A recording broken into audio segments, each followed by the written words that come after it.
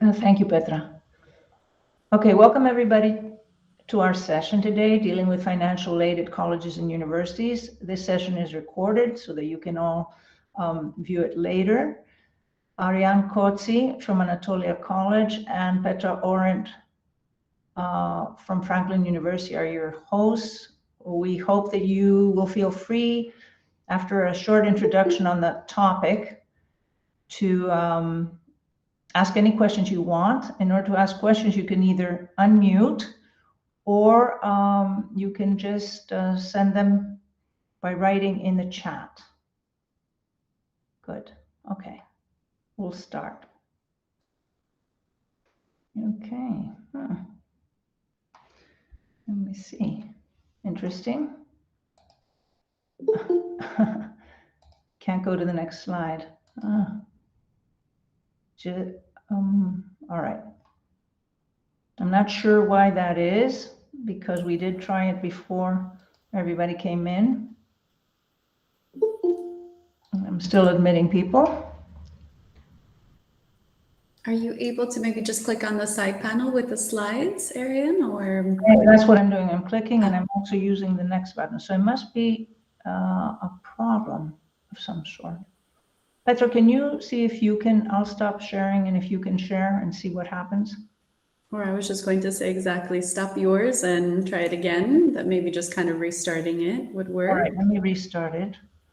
Okay, hold on. I want to just send everybody admit. We're still admitting people. Okay. Okay, let me try again.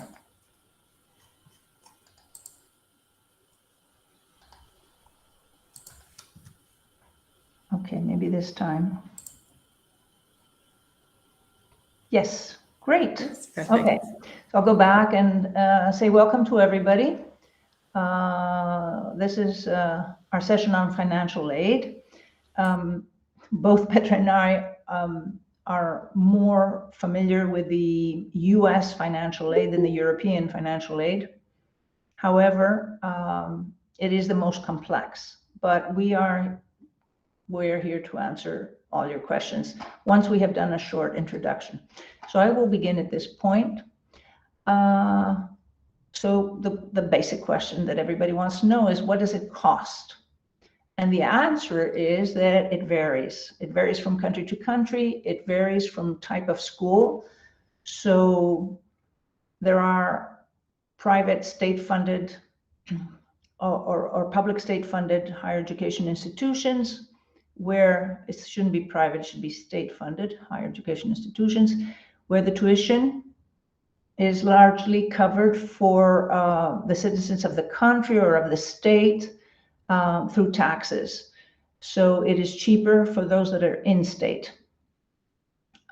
Tuition, however, will not be the same for students that come from out of state or from outside of the country. Private schools can be nonprofit or for-profit. Nonprofit schools usually tend to have higher costs, but also give higher financial aid. Tuition here in the private schools could be the same for in-state or out-of-state in the US, and as well as in different countries.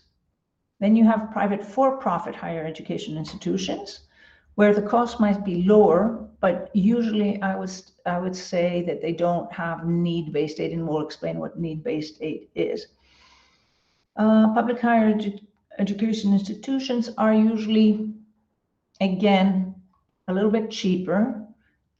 In the US, you have what is called public universities of the state that could be the flagship university, and those can be pretty expensive.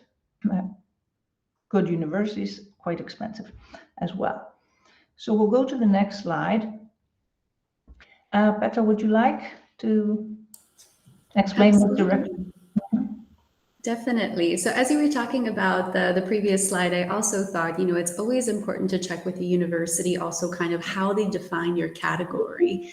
Because I think many times, we see that kind of your passport, your residence, whether you've been kind of at that particular location can, of course, be a factor that universities are considering in other countries.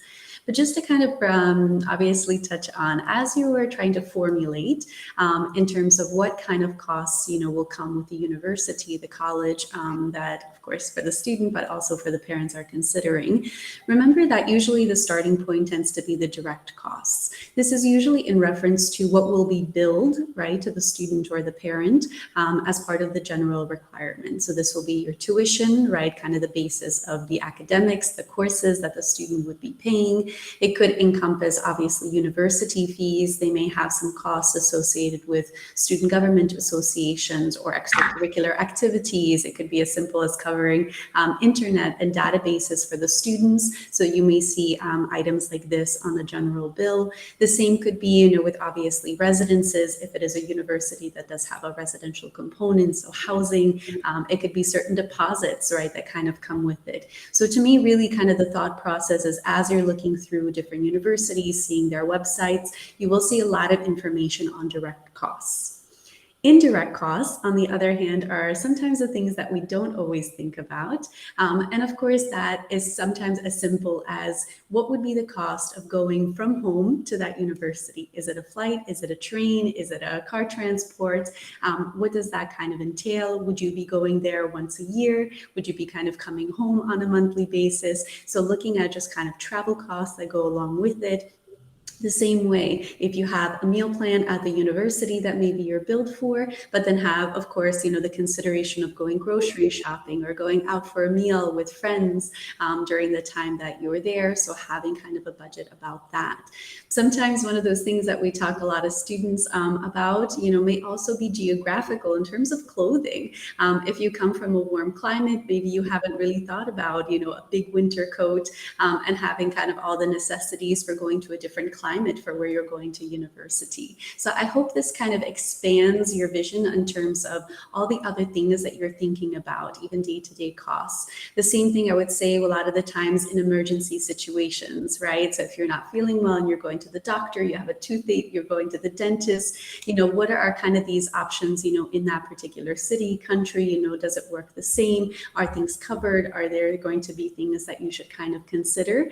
And I think in this ways, it's great to kind of speak to the universities, to speak to people who are living in those particular countries or cities, to also give you some good insider information about costs that you should consider. Mm-hmm. Thank you, Petra. I'd like to just add that usually the indirect costs are a little bit higher in your freshman year, particularly if you need a visa. And within the indirect costs is also the medical insurance, which can be expensive. It could be anywhere from 1,500 to 3,000 per year. For those of you that live in Europe, maybe you do already have a family insurance that covers other countries in Europe. So, but if you're going to the US or to Canada or even to the UK, that's another thing that needs to be factored in. Okay, so we often, when we go online to look at the cost of a university, what you see there first is what is called the ticket price, right? It's what is on the ticket. And you can see that it differs a lot. Like in Greece, the ticket price, right, is zero because we don't pay for our public universities. However, the real costs could be more, but the direct cost would be zero in Greece, unless you're adding the cost of living in some other city that could be, I'd say 10,000 more euro, right? And however, the final price could be a total different story. For example, in Netherlands, tuition can be as low as 4,000 euro, but then the cost of living is at least another 10,000 per year. In the US, the ticket price really is just, there's an enormous difference. For example, if you're going to an Ivy League college, one of the top 10 colleges in the US, the cost can be very high. And when you look at the cost online, what you will see is that some schools might include the cost of the insurance, the health insurance or the books, and some other things. They might include them in the direct cost. However, they will always give you all the costs, except for the personal costs. But I'm talking mostly about billable costs. And Canada as well can differ a lot in what the ticket price is. However, particularly for those very expensive schools, the final price can look entirely different. And that sometimes you can find online very easily, like in Wikipedia. When you go to the site of a university, it might say average cost after financial aid, and it gives you a totally different number. However, you have to be a little bit careful about that, because sometimes those numbers have to do with US citizens and not with European citizens. Petra, do you want to add anything? And could you please take the next slide? Absolutely. No, I mean, I add in the sense that obviously I represent Franklin University, Switzerland. I feel like we fall into that perfect category of, if you look on our website, the cost can absolutely seem very high, very astronomical. And we're fully aware of this, right? And I think a lot of the times it's reassuring students and families that this is unfortunately part of the process of American style education costs when it comes to these kind of private institutions, right? And so it's really about always letting the families know that the awards and other kind of discounts that we have available, you know, how readily available are they? You know, what is that process? You know, how many people are getting them? But I can completely understand that for certain families, you know, you look at kind of the basic information, and that could potentially kind of either encourage you to apply to the institution, or of course, kind of make you question whether that could be a choice. But I always hope that for many families, that they don't let that ever discourage them if they really feel that the institution is a right match for the student. It has the kind of right atmosphere, it has the right academics. At least go through the process if you really feel the institution is a good fit, not necessarily always paying full attention to the full price, because exactly in these situations, many times you may be surprised by the end result of what that university may be able to offer you. Now, on to our next point is, of course, you know, looking at these kind of aid packages and scholarships and things that are available across many different universities. So generally speaking, I think many families, you know, tend to very much kind of focus on need-based aid, right? This is very much kind of looking at the students and their families' kind of financial history and their current situation. Many of these kind of forms and awards are looking at what is the income of the family, you know, what additional expenses do they have? Is money tied up in property? Are you supporting other family members? Are there other children, siblings that are attending different schools, universities, private school costs? Is there anything that's kind of happened in this past year where maybe you have higher medical costs? So it's really looking at kind of the full picture of the family in terms of their income. What is then possible in terms of their financial contribution to the actual fees of the university? So a lot of the times you see this as financial aid, financial need. So wording is certainly interchangeable depending on the place and what that is. On the other hand, you, of course, have non-need-based scholarships, awards, aid packages that can look at so many different factors. This can start with things that are more motivated by the academics, right? The grades that the student has, their academic profile, the type of curriculum that they are in, what's being stated in recommendation letters from teachers and counselors. So very much kind of looking at that aspect. You may also have, obviously, you know, different kind of awards, and we can, of course, touch on this, that may also kind of fold in, you know, leadership opportunities that you have taken on in the schools, or of course specific scholarships, which I think we have another slide in a little bit later on in this presentation. So know that some schools do one, some schools do both, some schools may have a lot of different options. So it's the same way. Unfortunately, it's not a one size fits all. It really will be dependent on the university, whether they are looking at other factors or strictly focusing on the financial assistance to the families in terms of a need-based aid award. Mm-hmm. And when we talk about American universities, one thing you should pay attention to is you go on the site of a university and it says, we meet need. So we'll talk about We Meet Need, but they often are very US centric. So they offer, maybe they meet need for their local students or the US citizens, but not necessarily for international citizens. So for international students, it's a little bit more tricky to find out exactly what the story is behind the financial aid at each school, since each school has a slightly different policy. Now, when do we apply for a scholarship? And that again depends on the country, and it also depends on the institution. I would say that for most US institutions, you submit at the same time or just after you've submitted your application. For Canadian institutions and some European institutions, it's once you have been accepted to that university. Then you are you become eligible for the different scholarships that the school will give, the bursaries or even the loans as well.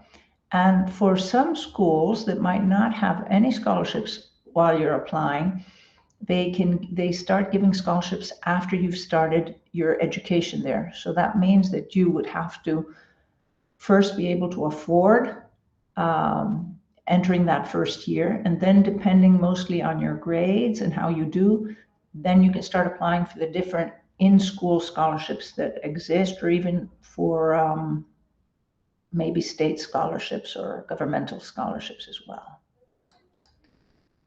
Okay, Petra, would you like to take the next slide? Absolutely. I feel like I liked your last point. That always reminded me of a time where I had a German father, very much like, I don't understand how you can give her awards if you haven't yet seen my daughter at the school. So of course, sometimes it's definitely adjusting also just to what we're aware of. And then I think, of course, for universities, from kind of our back end, if we have the financial resources and things like this, I stress to families, I don't think we're ever rewarded if we don't spend the money. If it's allocated for scholarships, for aid and things like this, it is to obviously give it out to students, but naturally for any institution, it is of course making sure that we are able to help as many students as possible. So sometimes, we would like to have endless budget, but it doesn't always happen. So on to this point, sometimes, we have students, of course, are searching out for opportunities to get full funding. So of course, to have, no costs associated. And so we wanted to just point out that sometimes, it's a little bit of a misnomer in the sense of hearing a full scholarship versus a full tuition scholarship. Generally speaking, I think when students, are looking for kind of full funding, I think in their mentality, it basically encompasses everything, right? That their academic tuition would be covered, that they would have kind of housing, kind of all the general kind of costs that comes with the university would be covered. Some universities even go as far as obviously helping the student actually reach them, right? So it could be that visa process, it could be the airplane ticket of getting them to campus. They have obviously made kind of the commitment to fully support the student, meaning there's really almost no out-of-pocket expenses for the family or the student. In other cases that you see at universities, they may do a full tuition-based scholarship. So they cover the academic portion of the costs, but of course that would still leave the student and the family looking after their living expenses and anything that kind of comes outside the kind of academic premise of the university. Now, when things are being reviewed by numerous admissions committees, and as you're doing your research, the other kind of point that we really wanted to bring up is what we refer to as kind of this need blind versus need aware. So universities will have policies in terms of how they are reviewing their applications and applicants, based on different factors. When you kind of hear the phrase being need blind, that specifically means that when the admissions committee is looking at the full profile of the applicant based on the items that they have submitted in the application process, If they know this student does not have the financial resources to come to this university, it will not impact their decision. They are solely looking at whether you are a right fit for the university, whether you meet their guidelines in terms of your kind of academic profile, fitting into the community, what's important to them in terms of finding the right student for the university. They're not thinking about any financial aspects of that particular student.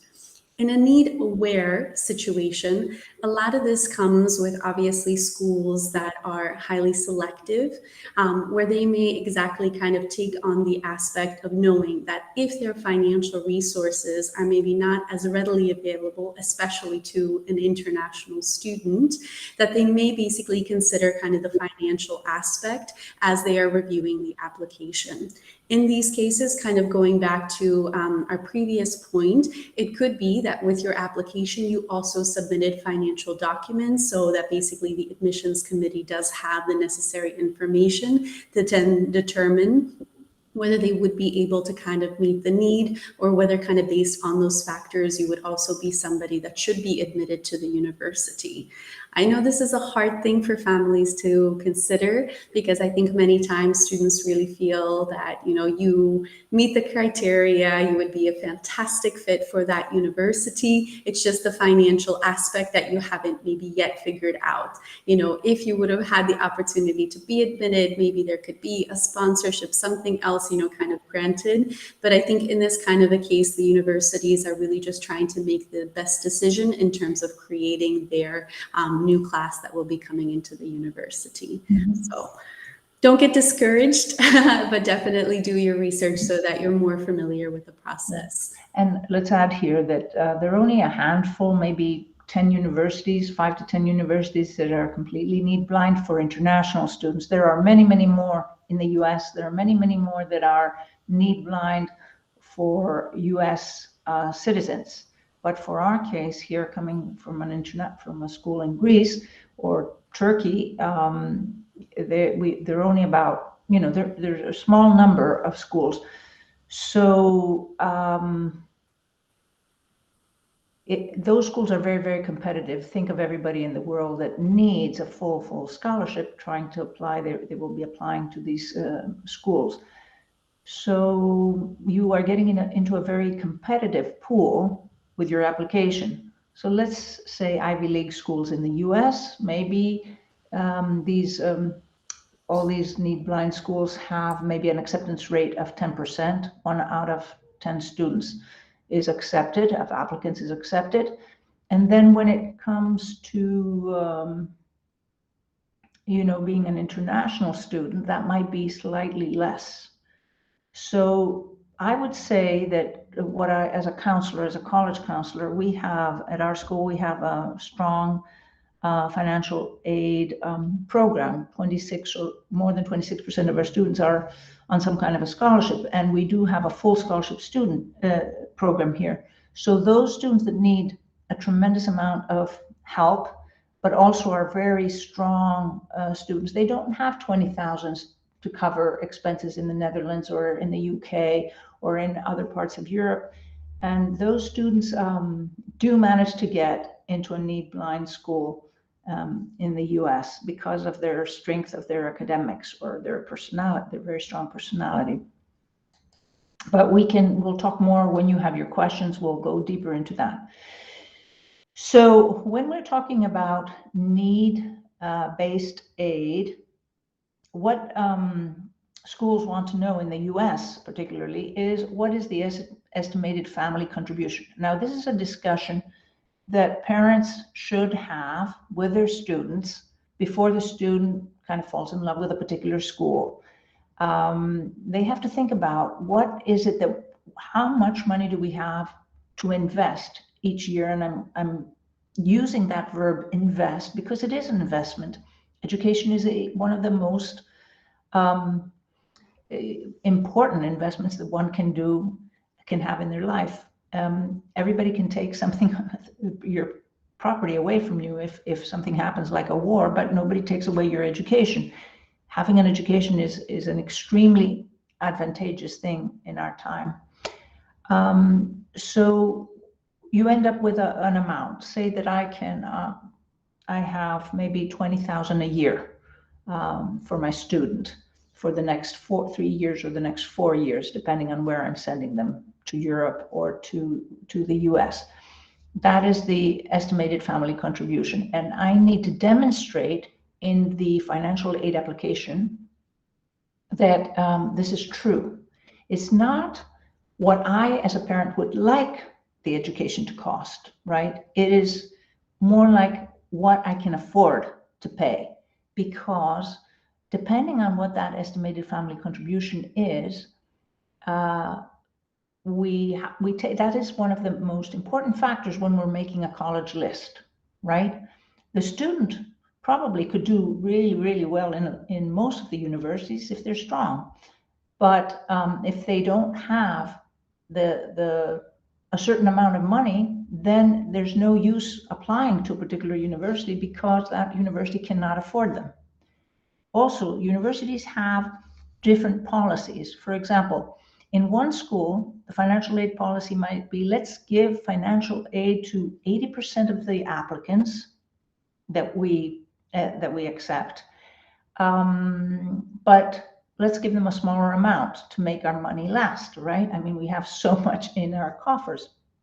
On the other hand, some schools might have a policy that says, we are going to give the full scholarship to a smaller number of students that we accept. So they do it in different ways. And knowing how each school does this, what their policy is the great secret for creating a solid college list. And that college list we call the 10, 12 colleges, or the 4 or 5 colleges, depending if you're in Europe, that you are going to send your application to. So in the US, where we're talking a lot about financial aid for the US, because there's a lot of need-based aid there and a lot of scholarships, you will need to fill out a financial aid application. If you are a US citizen, you fill on the FAFSA, which is a federal financial aid. That means that the government ends up giving the scholarship. And it's online. And you have to be paying taxes in the US to use a FAFSA. Some international students are both US and say Greek or Turkish, and they will use this application. However, most international students will be submitting online another form, which is called the CSS profile, which is on College Board. You go College Board, and the same place where you do your SAT scores, and with the same username and the same password, you can create a CSS profile. Some schools recently, this is the most used, is the CSS profile. Before this year, a lot of schools were using the ISFA, which is International Student Financial Aid application, and only colleges are using it now. So the usual one is the CSS. We'll talk more about that. Petra, would you like to take the next slide? Absolutely. So I hope some of the people in here are actually considering options in the US, but of course we can always touch on other things. But as I was kind of mentioning in the previous slide, obviously there's going to be kind of different formats of scholarships and awards that are out there. So obviously things relating to that academic profile a lot of the time does refer to the merit scholarships. As you can imagine, everything that's kind of out there in schools, they may have things specific, right? So they may recognize, students that are doing the IB. They may have something specific for kind of national systems from a particular country, especially if that's the diversity that they would like to see on campus, or something of a positive trend that they have seen from maybe previous students that have come out of those particular situations. You may have more specific kind of cases with like need-based aid. I think these kind of past 2 years have been a great example in situations where obviously the pandemic may have affected a lot of things for families, and universities and colleges have really stepped in to obviously kind of provide relief funds for students and families, in these particular situations. The same has been obviously for other things. I can think of like the example that we had in Franklin. We had quite a number of students from Iran on our campus. And of course, when the currency kind of depreciated, this was obviously a huge impact to a lot of them. So sometimes just looking at world events and obviously, needing to kind of step in to support a particular group of students is also going to be a potential to look at in terms of the university. Some universities out there will recognize students that are, of course, athletes or participate in sport in a different way. So you'll have that. The same may be that they're looking for somebody for instruments for a band. So they really want to see somebody kind of out of that profile. I think many more are looking at students who are volunteering, are starting an organization, maybe have had some jobs, internships, traineeships already as part of their application. So I think a lot of the times in the US system, as you all may be familiar, it is so much more than just kind of your academic profile, and also just really seeing whether you are that right fit for the university. So in this way, you're going to see quite a few of these kind of scholarships, come up. Obviously, as we were mentioning previously, if somebody is a U.S. citizen or a permanent resident and filling out the FAFSA, through the federal government, there are, of course, loan options that can be either taken specifically by the student, or, of course, ones that are then applicable to parents or co-signers, right? Somebody from the family or somebody that's just willing to kind of co-sign on the loan. Most of these U.S. universities will have people that specifically deal with this, so they can provide a lot more information about what that entails, whether you are paying that back after you graduate from the university, whether it's something that you can start paying off while you're still there, what the interest rates will be as well. This is, of course, a lot of discussions that are out there. The same, we really wanted to kind of touch on work study.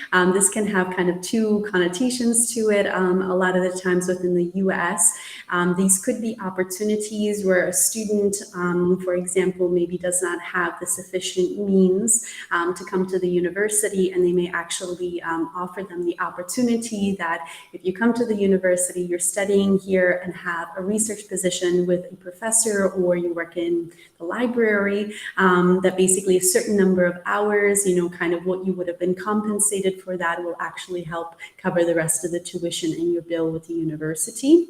So I feel like these are great ways also for some universities to be maybe creative in terms of kind of your contribution through kind of a position, a job, on their campus. It could also be obviously opportunities that are maybe associated with the university or through their network that allow the student to have kind of a part-time, full-time, job that, is also a possibility, in kind of the same way that can allow them to kind of pay things down over the semester, over the year, kind of in different increments as well. And then, of course, there can certainly be more kind of departmental scholarships. A lot of these times, these come through, alumni organizations that approach a university to say, we want to invest in students that, are fascinated by a particular major or a particular area, or we really want to see more of these students kind of in the world. So they may kind of give the university a little bit more guidelines in terms of, who we should be kind of looking for these scholarships. So I hope this kind of helps you just see that there can certainly be a broad range of options. As we keep saying, it is unfortunately kind of country specific, university specific, but I think the support of students, when it comes to exactly making this wonderful investment in their education, it is something that I think more and more countries and universities are aware of, and I think are looking into to really help the students and families manage the financial expectations of going to university. Okay, I would like to move a little bit fast to give you all the chance to have all your questions answered. Again, we're going to talk here about proof of finances. Once you have been accepted at a university, you've been given your scholarships, and you're asked to put your deposit down, etc. Then you need a visa, right? A student visa. It's called F1 visa, particularly for the US. I'm not sure what it's called in other countries. But this student visa often is accompanied, in order for you to get the student visa, you will need to prove that you have the funds to cover those expenses, usually the direct costs to a school. And you will be asked to either send a bank statement, that you have that money in the bank for the first year, or that you have a sponsor that can vouch for you, and would sort of back up and pick up the costs. Or you need to have some proof that your family does make enough money to give the amount that you're finally going to pay to the university during there. And that is because, of course, they don't want, financial and economic immigrants coming into the country using the university application process as a way in and not really attending those schools. If you are to keep your visa, you have to be a full-time participant in the school that you've registered. Okay, and here we will end our presentation, so we can start. I'm going to stop sharing this, and because I'd also like to see everybody. I'm not sure. Okay, yeah, and we'll go to the chat and see if anybody has asked any questions. But please, I think you can unmute yourselves and do ask questions. Theodoro. Thank you so much for the presentation. I wanted to ask about the proof that we will need to show the university about our financial state. Will we need to show them that we can pay the full price, or with the reductions after, let's say, I get a scholarship? Okay. That's an excellent question. First of all, it's the specific amount that you end up having to pay, which is after we have, you have figured in the scholarships, the grants, and everything else. So it's not the full ticket price, it's the actual price that you will have to pay, which might be half, or it might be 1/3, or it might be 1/4 of what the ticket price is. And then you only need to show you are to prove that you can cover the first year, right? You don't have to prove all the 3 years or 4 years or how many years you're going to stay there, just the first year. So let's say that I get quite a bit of scholarship and I need only 15,000 to go to a university in the US. That is the amount that I will have to show, and a little bit more, just a tiny bit more, to show that I'm not going to be stealing money there or going out and getting a full-time job, which is you're not allowed. You're allowed to work on a campus, on a university campus, but you're not allowed to work outside of the campus. And usually there's a limit to how many hours you work and it's 20 hours a week, which is enough really for your daily expenses, your ground travel, going out to a restaurant, buying some books, things like that. It'll cover that. You can make quite a bit, but it's not enough to really pay your tuition or pay other larger expenses. Did I answer your question, Theodore? Yes, completely. Thank you very much. Anybody else have any questions? Talking about, coming back to something that Petra said earlier, which was that in the US, in the US and in Canada, and I'm sure in other places as well, there are these service scholarships. For example, the University of Toronto has a full scholarship. Actually, it has a number of them that it gives to international universities. And what they're looking for is not only top grades, but they're looking at how you interact with your community. Have you done something important to help your community? And that community could be the immediate school community, or it could be the community, the wider city community in which you live, the area, or even in a broader kind of environment, if that makes sense.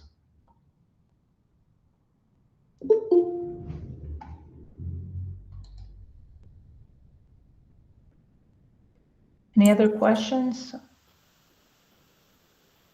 about this topic. If you're shy, you can just send them in the chat.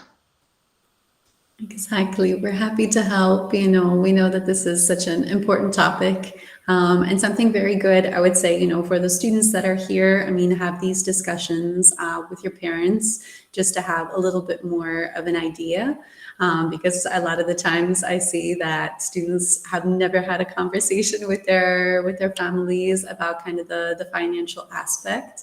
Obviously, starting early is always great because it gives you more time to really look at a lot of different opportunities that may be out there.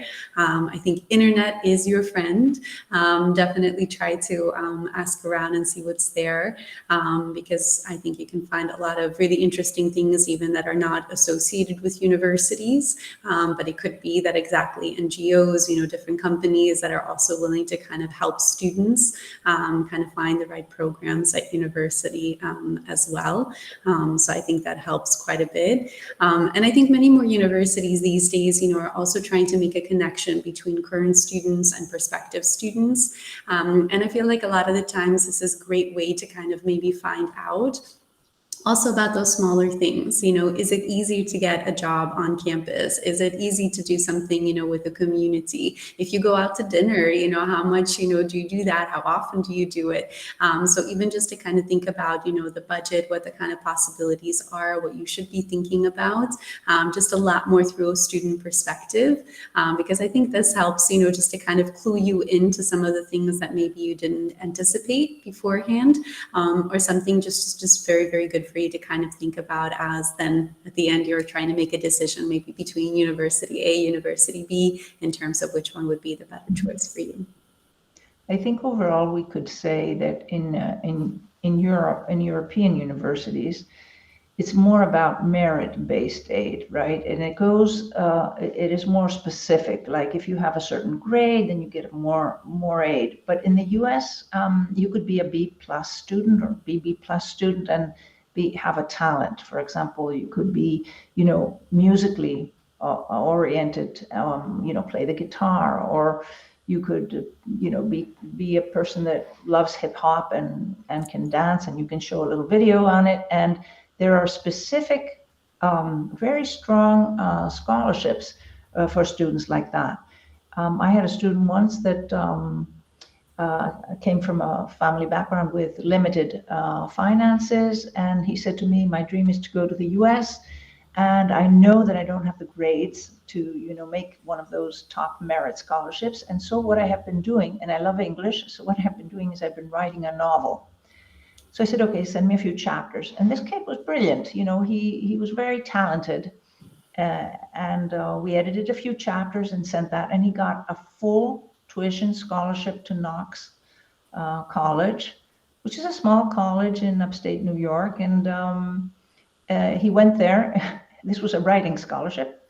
Next I know, the next semester, I said, what are you doing, Alex? He said, oh, I've changed my major. I'm not going to be a writer. I'm going to be, I want to become, I'm interested in international politics. And they don't care in the US. That he still kept his full scholarship through this writing grant.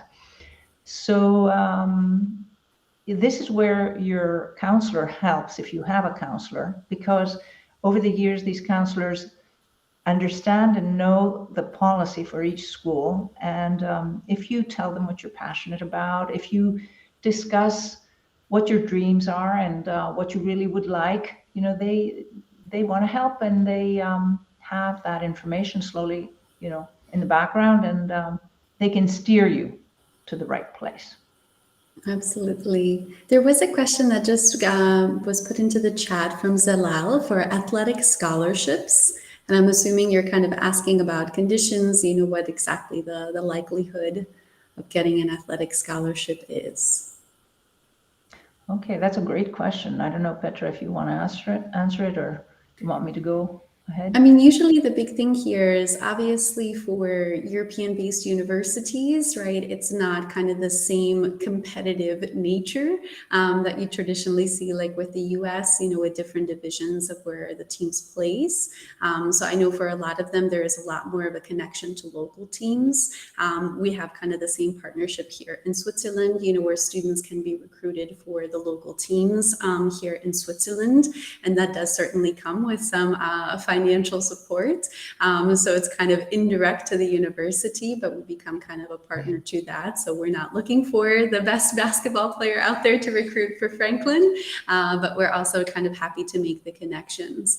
This, of course, is very different in the US. And again, those divisions, so kind of the Premier League all the way down, does certainly kind of have its aspects, what's kind of out there. And then, of course, with that also, I'm sure it comes, different sports, different things that need to be recruited. And maybe Arian, a little bit better more in terms of the international student, because obviously having gone to a US high school, I definitely saw that in the United States, a lot of coaches start to come out to particular sports at a much earlier stage when students are already in 10th grade, 11th grade, kind of seeking out particular talents for university placements. Mm-hmm. The truth about athletic scholarships is a full athletic scholarship is only given in the Division 1 in the US, but then there are another two divisions, Division 2 and Division 3. So if you are going to compete on Division 1, you usually have to be on a national team or have been to international meets. And yes, medals do help or distinctions do help.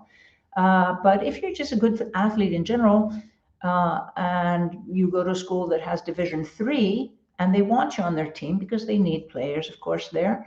What happens is they are a little bit more generous in accepting you and in giving you some financial aid, which might not come directly as an athletic scholarship, but that because they want you, they will increase the other kind of scholarships they want to give you, because they're not allowed to give you scholarships at level 2 and level 3, D2 and D3 division. So Zalal, I hope we did answer your question there.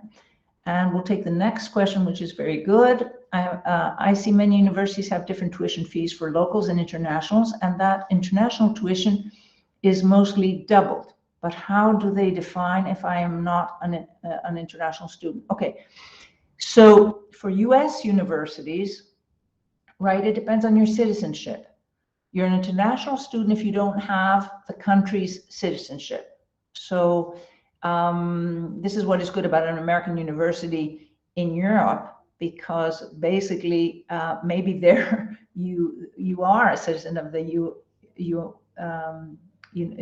UN, right? And so that you can qualify for scholarships that maybe somebody from China cannot.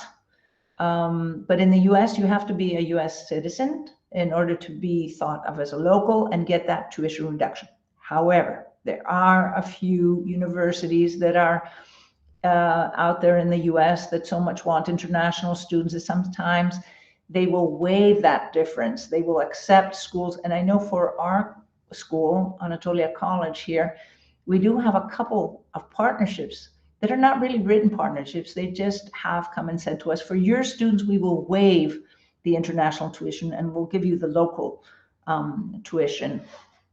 But yeah, it's true that the state tuition for the people in the state, they are paying all the taxes for this university, right, to exist. So they get to go there at a much lower price. Sometimes it's even 1/3 of what it would cost for an international student.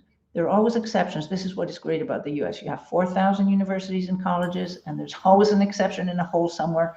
And the hard thing is understanding what the policy is for each school. So if you have a counselor, make sure you ask your counselors, because they are the people that have been looking into this for a long time. Yes. I would just say slight caveat just exactly to the US. I know sometimes, students who are abroad but have, US passports, especially if there is an in-state versus out-of-state, and kind of in their mind, they're going home to that particular place. Just know that in many of those cases, exactly because the reduction is to do with obviously tax money that has gone to that institution, that you may be required to actually show proof of residency in that state at a particular address, for a particular amount of time. They may request, things like an electricity bill from that particular address and whether you were listing on there. So just know that universities are very well aware, obviously, of what the kind of maybe loopholes are in the system. So of course, if there is ever any kind of a doubt in terms of your status and where, you should be in terms of what kind of tuition rate you fall under, there are ways to kind of check this to really do make sure that you're in the right situation. I know a lot of the times it was always discussed with the UK, especially if you were not a European resident, because you, the same way, found a lot of people that had, UK passports. And a lot of the times for that UK rate, it wasn't sufficient that you had the passport. The same way you had to prove residency in the country or a connection back to the country. So you may certainly see opportunities where if you have the passport, you qualify, you're good to go. There may be other ones where exactly, I think the mentality just always goes back to that. If the government, if the city, state, and whatnot is contributing money to the university to help support local students, then you can kind of understand that they really do want to make sure that everybody is in the right categories, because we all go through audits as well for the university. So there's people who do check on, who's in what category, what they're paying, and things like this. So we also have to be obviously very cautious of rules and regulations as universities themselves. One exception in the US is if you have a US green card, you're not yet a citizen, you still qualify for the lower tuitions. Usually you are considered as a US citizen. But even US citizens from one state to another state, let's say that I'm from New York State and I want to go to a school in North Carolina, I'm out of state. I have to pay the same amount at a private institution as someone from Greece or Turkey. So yeah, it's a little bit tricky.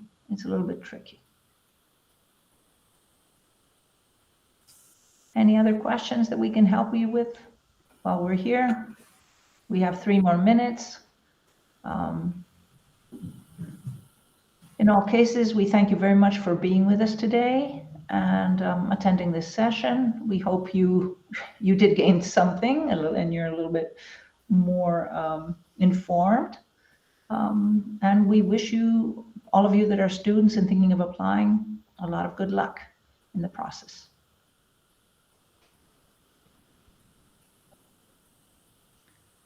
Okay, Petra, would you stop recording, please?